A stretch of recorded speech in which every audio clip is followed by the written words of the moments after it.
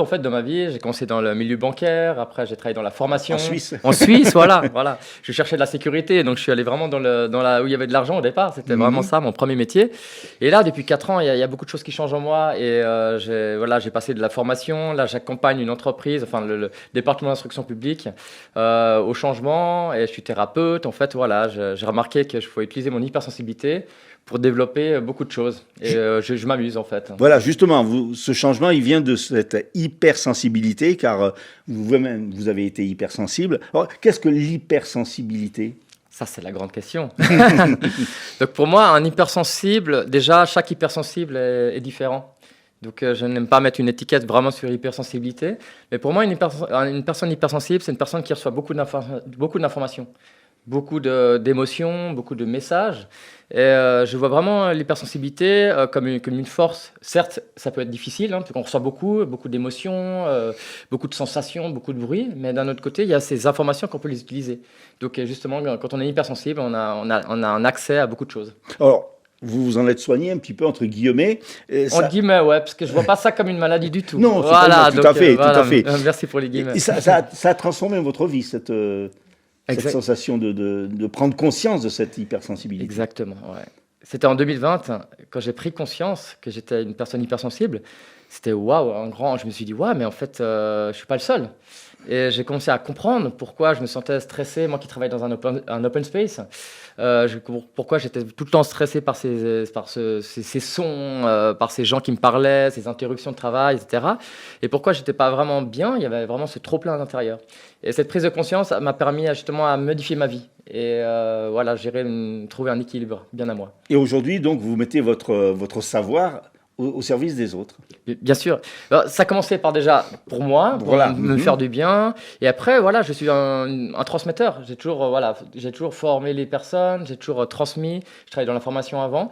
Et maintenant, j'ai toujours besoin de partager. Dès que je découvre quelque chose, c'est ça, c'est au fond de moi, hein. J'ai besoin de le partager aux gens. Donc, pendant longtemps, j'ai fait des événements, je les partageais. Et aujourd'hui, c'est ça que je partage. Et vous donnez des outils, en fait, aux gens pour travailler dessus. Exactement. Voilà, je fais des propositions. Comme on sait, tout le monde est différent. Chacun, il y a moi, je donne des propositions. Après, chacun aussi, je rends les personnes autonomes. Pour moi, c'est important que la personne aussi trouve ses propres outils. Alors, vous êtes thérapeute, mais vous êtes également conférencier. Et donc, lors de cette conférence de ce mardi soir, l'intitulé d'ailleurs de la conférence est Hypersensible, je me choisis. Exactement, je me choisis. Ouais. C'est un choix. Pourquoi ce titre? En fait, se choisir pour moi, c'est se mettre au centre de sa vie. Pendant longtemps, je subissais dans la vie. La vie, c'est un peu comme un chemin de croix. Je la subissais. Je ne savais pas pourquoi je vivais. Le matin, j'allais travailler à 8 heures. Je finissais à 6 heures. J'étais fatigué. J'allais courir pour me décharger mon énergie. J'allais dormir. Voilà, c'était ma vie comme ça. Et là, je me suis mis au centre de ma vie. Et je l'expliquerai. Je l'expliquerai ce soir là. Et donc là, j'utilise vraiment le moment où j'ai le plus d'énergie, c'est le matin. Et je me mets vraiment au centre. Et il y a moi d'abord. Et après, quand je suis bien, je peux transmettre aux personnes. Mais ça me permet de ne pas m'oublier, en fait. Je pense que c'est important. Alors, comment s'articule cette conférence? Alors, ça sera... D'abord, vous parlez de vous, c'est ça? Ça sera une mise à nu, en fait. C'est ça, oui. Ouais. Je vais parler de moi, forcément, avec des exemples précis. Et j'aime bien interagir avec le public, en fait. Et il y aura un moment de questions-réponses. Voilà. Ça, hein. Et à tout moment, moi, je suis prêt à être surpris, en fait. Moi, j'aime ça. Je suis une personne de lien, je recherche du lien. Si je suis aussi à Bastia, c'est aussi pour rencontrer des gens. Donc, rencontrer des Bastiais, je suis prêt à toute question. Et surtout, je suis prêt à interagir avec le public. Et en fin de conférence, il y a un moment aussi qu'on pourra se rencontrer, discuter, aller dans un bar à Bastia pour un moment de convivialité. C'est aussi important pour moi. Alors justement, tout à l'heure, vous parliez du matin, quand vous vous leviez. Et je sais qu'il y a un rituel qui est important, le rituel matinal. Exactement. Ouais. Et ça aussi, c'est une chose qui a changé ma vie. Et je suis quelqu'un qui est un peu la bougeotte, un peu hyperactif, avec aussi que j'avais beaucoup d'angoisse. Et ça part un petit peu dans tous les sens dans ma tête. Et le matin, une chose qui m'a vraiment calmé, qui me fait beaucoup de bien et qui me booste, c'est le rituel du matin où je vais nager dans le lac. Toute l'année, tous les jours. Ouais. Et justement, les éléments sont importants pour vous, l'eau, le vent, le chaud, le froid. C'est ça, ouais, les éléments. En fait, pour moi, beaucoup passe par le corps. Le fait quand on a beaucoup d'émotions, quand on ressent beaucoup les choses, quand il y a beaucoup de choses qui se passent dans la tête, les hypersensibles, c'est ça, il y a beaucoup d'informations, il y a souvent le trop qu'on vit. le fait de passer par le corps m'aide beaucoup. Donc j'utilise justement le lac, le froid, le chaud du soleil qui nous réchauffe après, le mouvement, le lac, le vent, tout ça, c'est quelque chose qui m'aide beaucoup parce qu'on n'a pas le choix. On n'a pas le choix, on se connecte au moment présent parce que ça fait froid, parce que ça fait chaud, parce qu'il y a du vent, etc.